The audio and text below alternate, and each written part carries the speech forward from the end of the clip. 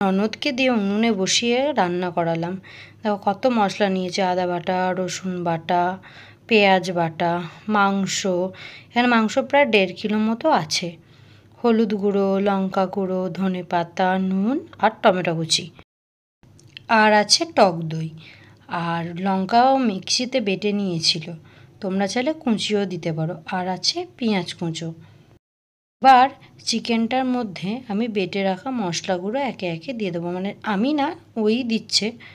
আদা বাটা, রসুন বাটা, পেঁয়াজ বাটা যেটা ছিল সবটা, আদা রসুন বাটাগুলো অল্প অল্প, সামান্য নুন, আর দিতে হবে হলুদ গুঁড়ো আর লঙ্কা গুঁড়ো। হ্যাঁ, তোমরা একটা জিনিস জানো যে আমার অন্যান্য দিনই কিন্তু রায়ভাঙিনী নয়, মোটামুটি ভালোই। আর টক দই ভালো করে সব কিছুকে মিক্স করে নিল, আর কাঁচা লঙ্কা পেস্ট যেটা ছিল সেটা সবটা। তোমরা কিন্তু কাঁচা লঙ্কাটা ঝাল আছে কিনা সেটা বুঝে শুনে মাংস কষার সময় লঙ্কা দিও। এদিকে উনুনে কড়াই বসিয়ে দিয়েছে, তাতে তেজপাতা দিয়ে দিয়েছে, তেলটা গরম হয়ে যেতে পেঁয়াজ দিয়ে দিয়েছে, পেঁয়াজটা ভালো করে ভেজে নিতে করে ভাজা হয়ে গেলে আদা বাটা, রসুন বাটা যেটা ছিল সেটা ভালো করে দিয়ে কষিয়ে নিতে হবে। যখন মশলাগুলো কষা হয়ে যাবে, মানে মশলা থেকে তেল ছেড়ে যাবে, তখন টমেটো কুচি আর অল্প পরিমাণে নুন দিয়ে দিতে হবে। মাথায় রাখতে হবে কিন্তু নুনটা আমি আগেও দিয়েছিলাম, আবারও দিলাম।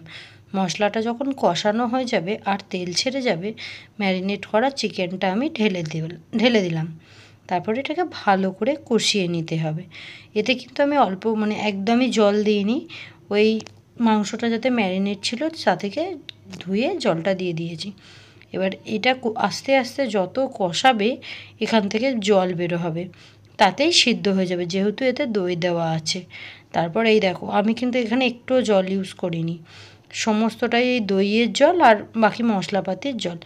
যখন হয়ে যাবে মানে কুচিয়ে রাখা ধনে পাতাগুলো দিয়ে নামিয়ে নিয়ে